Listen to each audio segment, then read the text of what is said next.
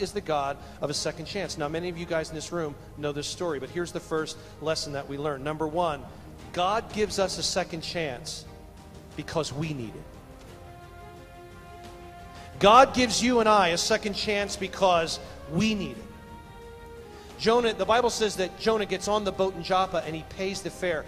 If I ask you to raise your hand, many of you men in this room know that when you run from God, there's a fare to pay.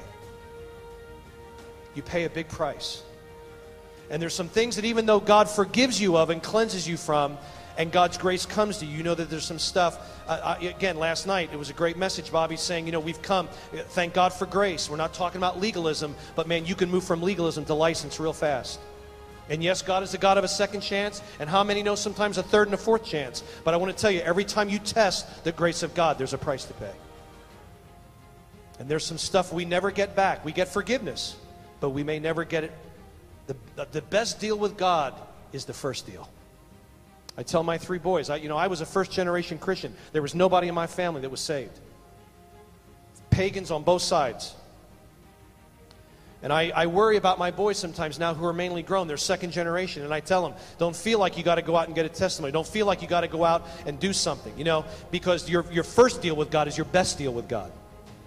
Let Him save you now. Let Him change you now.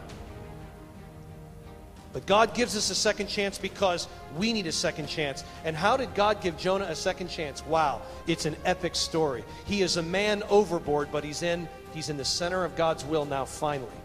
Can you imagine, even Jonah, this sea is raging and blowing. I mean, if you've ever been on a boat like that, that's a crazy feeling, man. And now he gets thrown into the water, and instantly there's a calm.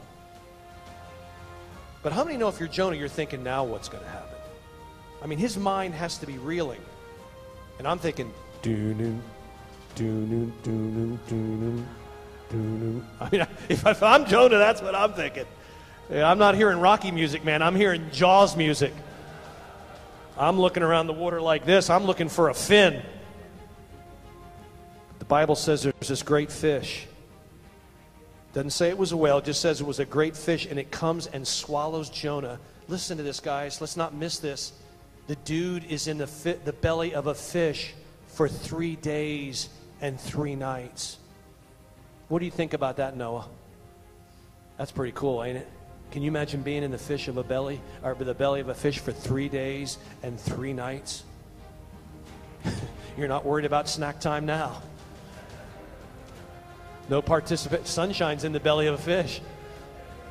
He is down in this fish, man, for 3 days. Can you imagine what Jonah looked like? The Bible says then that the fish, God says the fish vomited him out. How many people can say that? I was ordained in 1990. I was in the belly of a fish for 3 days and 3 nights, and then I was puked out on dry land in Nineveh. That's a testimony, man. He's an evangelist the rest of his life.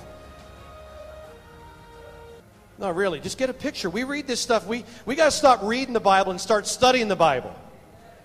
You imagine Jonah coming out, man, 3 days. You know how wrinkly your skin gets in a pool when you're in there 20 minutes?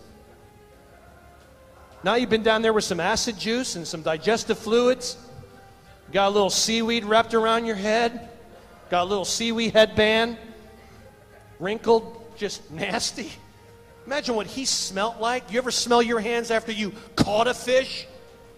Imagine what you smell like when a fish swallows you. He is a mess. In fact, I think why Nineveh came to revival was because of how Jonah smelled.